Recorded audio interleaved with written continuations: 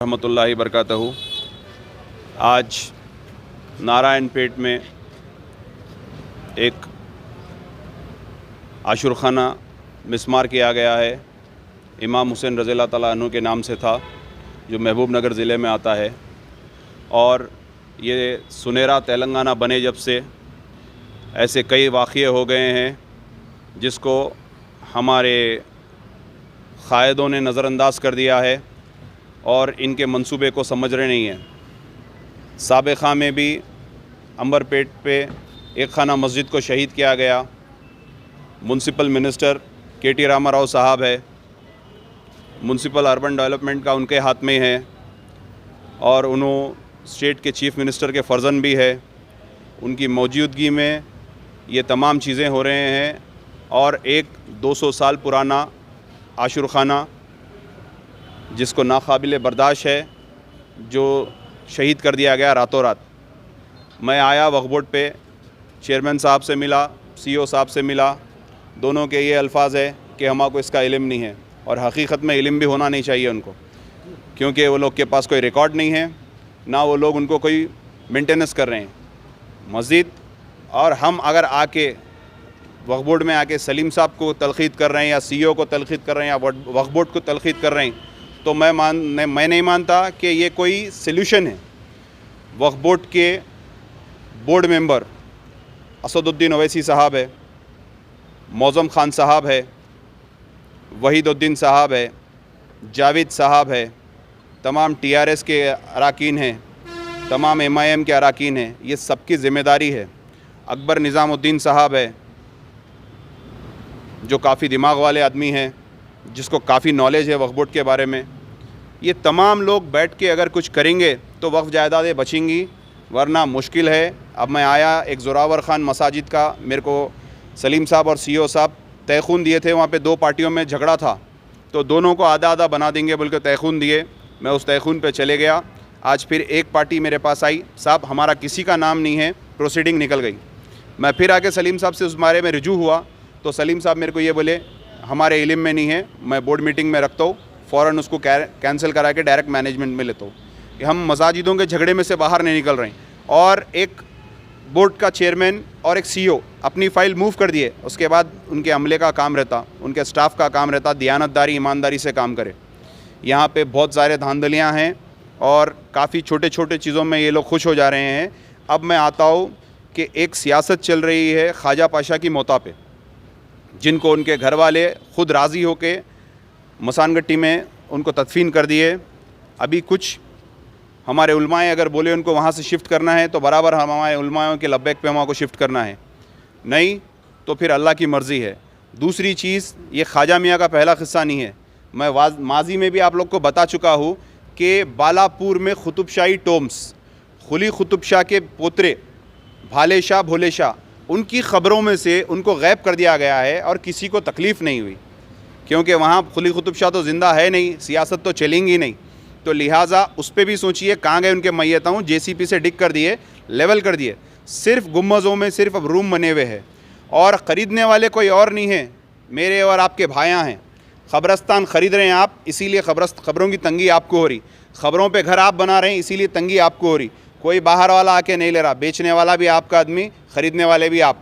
लिहाजा मैं तमाम नौजवानों को ये बोलूँगा कि जहाँ जहाँ वक्फ़ की जायदाद लुट रही, हमारा काम वक्फ बोर्ड आना नहीं है, वहीं खड़ना है, वहीं खड़ के वायरल करिए, वहीं खड़ के धूम करिए। इंशाअल्लाह उस्मान खान और कोई भी जो भी कौम से, मुल्क से, अपने वक्फ जायदादों से मोहब्बत रखते तमाम लोग आएंगे। मैं ये मैसेज इसीलिए दे रहा हूँ कि वक्फ बोर्ड में 90 जनों का स्टाफ़ है, 90 जने भी नीचे की मंडी ऊपर नहीं उठती, आगाओं के ग़ुलाम हैं। चंद लोग ईमानदार है, फिर भी वक्फ के जायदाद बचे हुए हैं। मैं वक्फ बोर्ड के चंद स्टाफ को, पूरे स्टाफ को नहीं, चंद स्टाफ को दिल से सलाम करता हूँ, उनकी वजह से वक्फ जायदाद बचे हुए हैं। और सिटी के ये जायदाद, वो जायदाद, ये किराएदार का झगड़ा, वो मस्जिद का झगड़ा, ये सब छोड़ दो आप। हाईवेज़ पे इतने बड़े बड़े प्रॉपर्टीज़ है, अगर आप टोयोटा को दे रहे हैं, अगर आप अंबानीज़ को दे रहे हैं कोई प्रोजेक्ट के लिए, करोड़ों रुपया किराया आएगा, उसका करोड़ों रुपया किराया आएगा, जिसका आप अंदाज़ा नहीं लगा सकते। सिर्फ हमारी नज़र में क्या है, शादान के सामने एक प्रॉपर्टी है, फ़लानी जगह पे एक प्रॉपर्टी है, वहाँ पे नहीं, बहुत बड़े बड़े प्रॉपर्टीज़ है।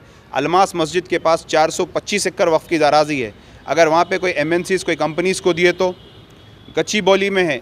वक्फ बोर्ड की मैं एक इन्फॉर्मेशन देता हूँ, हाईवेज़ जितने भी बने, नेशनल हाईवेज़, जितने भी वक्फ की ज़मीन गई ना हाईवेज़ पे से, उसका क्या फ़ंड आया गवर्नमेंट से, कंपोजिशन आया उस लैंड का, या उस कंपोजिशन से हम कोई ज़मीन ख़रीदे? लिहाजा वक्फ बोर्ड के लिए retire IAS, IPS, police officers, advocates, doctors, engineers, जो नौजवान इसके लिए खिदमत कर सकते, ये सब लोगों का एक पैनल बनना चाहिए। हकीकत में जब ये अमली जामा हम इसको पहना सकते, वरना एक सलीम साहब आते, 3 साल के बाद फिर दूसरे साहब आते, फिर उसके बाद एक तीसरे साहब आते, सिर्फ ये तलखीदाँ कर लेते रहे तो ख़त्म, कोई चीज़ का हम फ़ायदा नहीं उठा सक रहे। कई वक्फ प्रॉपर्टीज़ ऐसे है जिसका वक्फ बोर्ड में रिकॉर्ड है, लेकिन वक्फ बोर्ड का इंस्पेक्टर को नहीं मालूम है, वहाँ जाता नहीं, वहाँ नज़रअंदाज कर देता। तो लिहाजा कई ख़बरस्तान ऐसे हैं जो हम खुद इनक्रोच कर रहे हैं और हम खुद वही कर रहे हैं। मैं आवाम से भी अपील करता हूँ, ख़बरस्तान को भी जिस तरीके से इस्तेमाल करना है उस तरीके से इस्तेमाल करिए। और मेरी गुजारिश है मसाजिद कमेटियों से, आप तमाम लोग मसाजिद में झूमर, AC, चुन्ना, टाइल्स, ये चीज़ों को नज़रअंदाज करते हुए बेसिक चीज़, मोहल्ले में कौन बेरोज़गार है ये हम कर सकते। मोहल्ले में मसाजिद के चंदे से किसी को कारोबार लगा के दे दीजिए, मसाजिद की इमाम की तनख्वाह, मौज़म की तनख्वाह, लाइट का बिल, नल का बिल, बस ये तमाम चीज़ों से हमको गालीन फ़लाँ अला ये चीज़ों की ज़रूरत नहीं है। मट्टी पे भी अगर सजदा करेंगे तो अल्लाह रब्बुल इज़्ज़त हमारा सजदा कबूल करेंगे। मैं दिल से बोल रहा हूँ आप लोगों को कि हम अगर बेसिकली स्ट्रॉन्ग होंगे, अगर हम बेसिकली स्ट्रॉन्ग होंगे तो बहुत कुछ करेंगे। आज ये वक्फ बोर्ड की ज़िम्मेदारी क़यादत की है, हुकूमत की है, हमारे उलमाए दीन की है। हमारे उलमाए दीन आज एक जुलूस बना के निकल जाना चाहिए था। 6 साल हो गए हमको वक्फ को जुडिशल पावर नहीं मिला। हम तमाम आपकी ज़बान पे वोट डाले, आप TRS को वोट डालो बोले, आप खुद बयान दिए कि आप TRS को वोट डालो बोले। TRS आपको ये तयख़ून दी, बिठा के चाय बिस्किट बिरयानी खिला के ये तयख़ून दी कि वक्फ बोर्ड को 4 महीने के अंदर जुडिशल पावर देंगे, 12% तहफ़्फ़ुज़ात देंगे। मगर ना वक्फ बोर्ड को जुडिशल पावर मिला, ना तहफ़्फ़ुज़ात मिले। उसके बावजूद भी हमारे उलमाए दीन उठ के नहीं आए। ये हम सब की ज़िम्मेदारी है। अगर वाक़ई वक्फ बोर्ड को सही इस्तेमाल करेंगे तो आप तमाम को एक मैसेज दे रहा हूँ मैं, मेरी बात गौर से सुनिए। आज मैं हूँ, कल रहता नहीं मालूम, लेकिन ये मेरी बात रिकॉर्ड रखिए आप लोग। वक्फ बोर्ड से आप अपने बच्चे के कॉलेज की फ़ीस भर सकते हैं, आप अपनी बेटी की डिलीवरी करा सकते हैं, आप अपने फ़र्जन की खतना करा सकते हैं, आप अपने बीवी माँ बहन का इलाज करा सकते हैं। इतने मंशाए वक्फ़ है, उम्रे को जा सकते हैं आप, ख़बरों पे दुरूद व सलाम के लिए फूल बिछा सकते हैं आप, हर वो चीज़ का मंशा है। इसको आप और हम अगर मिल के सुधारे तो बहुत कुछ कर सकते। नहीं, अभी जो कहना था हमारे उस्मान साहब के, अब जो मसला चल रहा है कि जो आशुर खाने को नारायणपेट में जो है ढा दिया गया, उसके बारे में आप क्या करेंगे? आप क्या वहाँ पे जाके इन्वेस्टिगेशन करेंगे या फिर जो है इसके खिलाफ कुछ एहतजाज करेंगे नहीं बनने पर? बराबर मैं इसके लिए एप्लीकेशन दिया और इसकी ज़िम्मेदार KT रामाराव है, क्योंकि उन्होंने कंसर्न्ड मिनिस्टर है उसके।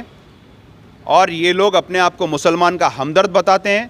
TRS के तमाम मुस्लिम कायद, बराबर आप KTR से जाके पूछिए किसकी बोलने पे एक आशुर खाना जिसकी तकलीफ़ हमको काफ़ी है कैसा ढाते। और मैं TRS के तमाम कायदों को बोल रहा हूँ, तमाम लीडरान को बोल रहा हूँ, एक खाना मस्जिद के लिए आप लोग क्यों आवाज़ नहीं उठा रहे? आपका चीफ मिनिस्टर है, आप उनके कंसर्न्ड है, आप जाके उनसे बात करिए। एक खाना मस्जिद आज वैसी वीरान पड़ी हुई है। सबसे पहले यहाँ पे हर चीज़ उल्टी हो रही है। सेहत के लिए जिम खोलने का, शराब खाने खुल रहे हैं। मसाजिद अल्लाह और भगवान को राज़ी करने के लिए मंदिर खोलना चाहिए, चर्च खोलना चाहिए, शराब खाना सबसे पहले खुल रहा है। तो कहाँ से हमारे पास सुधार आएगा? शुरुआत ही हमारी शराब से हो रही। तो लिहाजा मैं आप तमाम को मैसेज देता हूँ कि वक्फ बोर्ड के लिए जितने मैं लोगों को बोला, IPS, IAS, डॉक्टर्स, प्रोफेशंस, जितने भी लोग हैं, रिटायर लोग हैं, आप लोग एक कैबिन बनाइए, एक अच्छा सा एक सेट करिए हर चीज़। इंशाल्लाह हम बहुत कुछ कर सकते हैं। और मैं मजम्मत करता हूँ उस आशुर खाने की, जहाँ पे था वहीं पे बनना चाहिए। और मैं उसके लिए एप्लीकेशन भी दे चुका हूँ। मैं फिर यहाँ पे वक्फ बोर्ड में आऊँगा। शुक्रिया, अस्सलाम वालेकुम। इल्म नहीं था, वक्फ बोर्ड मीन्स चेयरमैन और CEO को उसका इल्म नहीं था, और उसको बोर्ड मीटिंग में रख के कैंसिल करवाते बोले, दोनों पार्टियों को मिला के।